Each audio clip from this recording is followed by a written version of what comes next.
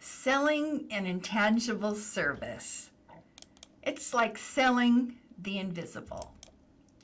The objectives of this lesson, you should be able to explain the difference between a tangible and an intangible. You should understand why trust is important. You should be able to describe ways to build a relationship with clients and identify ways to productize a service. A tangible is something that is capable of being touched and tested before you buy. By that I mean, if you're getting a car, you're going to sit in it, you're going to take it for a test drive, you're going to kick the tires.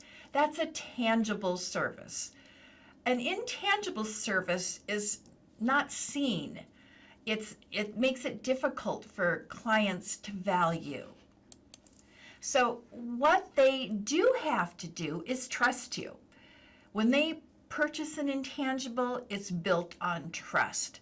So they're looking for credibility, they're looking for experience, because they want to know that the value that you're offering them is something they believe they're going to receive. So that's where your personal connections and your relationships will help them trust you. They want to believe and trust that you will treat them with objectivity and with empathy. So you're going to start with your why. You're going to build a connection by telling your story. And don't be afraid to really explain to them how you got to where you are today and why you do this. Because if they can connect with you on some level, they're going to trust that you're able to do and understand the things that they're dealing with too. So you're going to want to focus on that niche, that area where you really feel that you add the most value. And you're going to share your value proposition. Now, your brand is you. So the clients are most likely to do business with the familiar. So think about it. If I put 2 cups of coffee in front of you and one of them in a Starbucks cup and the other's just a plain one, which one are you likely to grab? It's probably the Starbucks, right? Unless you have a real distaste for Starbucks.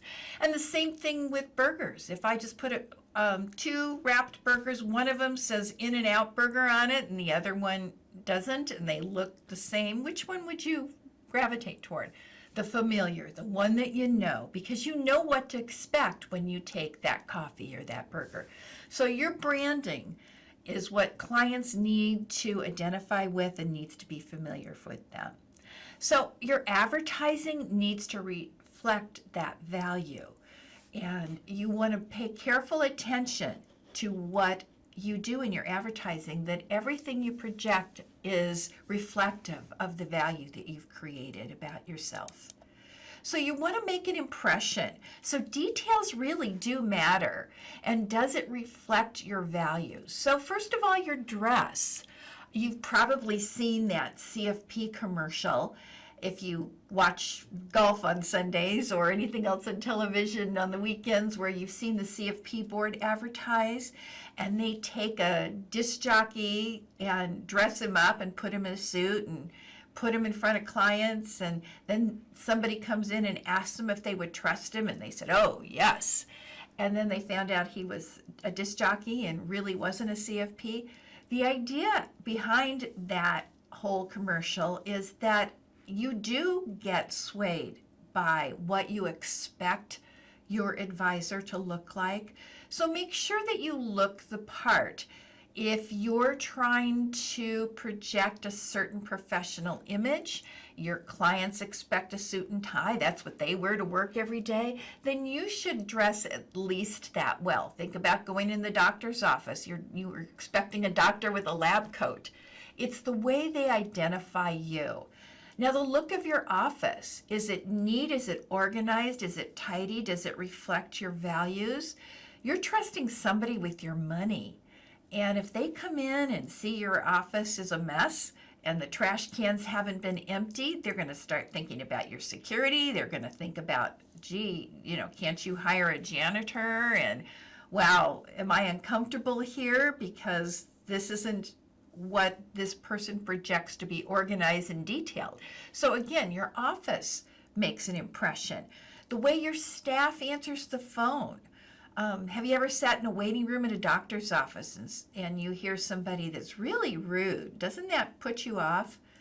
You want somebody that speaks in a friendly tone, that doesn't discuss confidential information over the telephone in your earshot. I mean, treat people the way you want to be treated, but pay attention to that. You want to coach your staff on how to answer the telephone.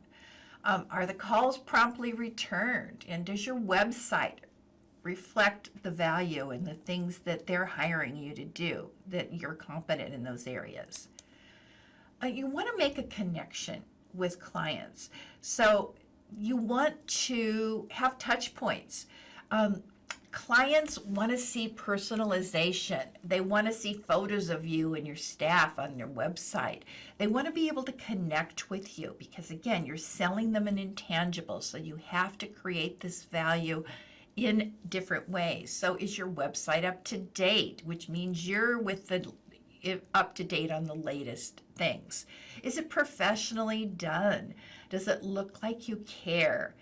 And are you dressed appropriately? Again, remember, if the pictures that you use are in your, beer drinkers have more fun t-shirt, it may not be the appropriate message for your clients. So be aware of that and address the part that they expect in these photos.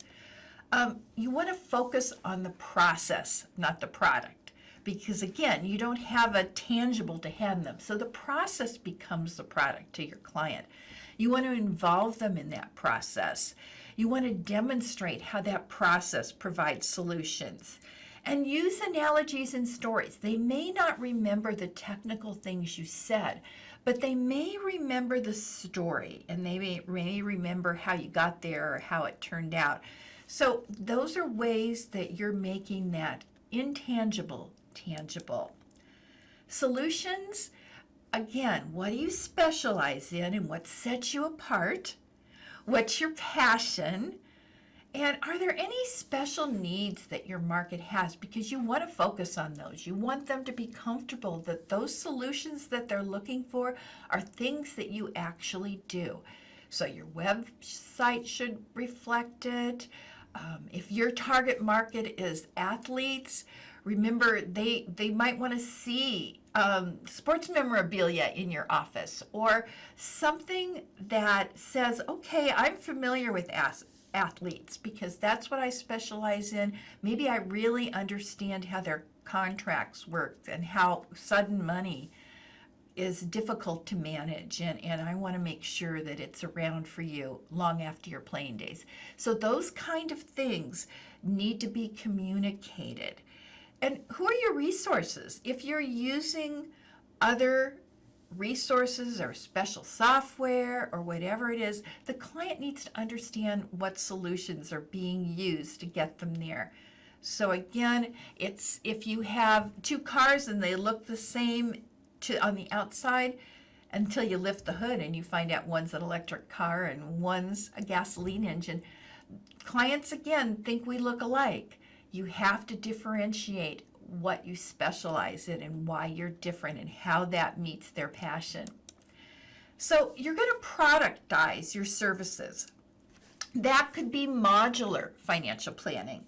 Maybe you're dealing with people that are just getting started in their financial lives. So maybe what's best for them is to break their financial planning down into small bits. So maybe you're going to work on budgeting or something smaller that they pay a price for. And then when they see the deliverable and they get to kick the tires of that little modular you gave them, then they can hire you for the next step, or maybe you can talk them into the benefits of having a plan that deals with how their money and their budget impacts all the other things that they want to do in their life. You might want to offer a webinar series that they subscribe to. Again, maybe they're not ready to leap into a full planning engagement with you because they don't know enough about the process, but they might feel comfortable subscribing to a webinar series where they'll get some basic information and then they reach out to you when the problems get more complex. It could be a blog subscription. You're creating the value, you're creating the confidence in their minds so that they'll trust you. Now you're a familiar person to them. You've demonstrated competence so that they're ready to take it to the next step. You might want to do money management kits. Maybe in addition to your planning, you offer a little kit to make it easier to keep track of where their money goes each month. And you've packaged it in a certain way with certain forms and certain resources and references, and you keep it in a nice little folder. Those kind of things is productizing your services and can be very valuable for people that are having trouble connecting an intangible service and the value and the cost of that when they're used to dealing with tangible things. As a professional speaker, again, you might be hireable as a professional speaker, so you might want to come and speak to their organizations or to their reunion group or something that they do where they can actually hire you. And that could be a way to pay for your services, get out in the community. But again, they don't have to engage with the whole process until they become more familiar. So in summary, in this lesson, we've learned the difference between tangible and intangible, the reason relationships with clients are crucial, how to make connections, and the ways to productize your service.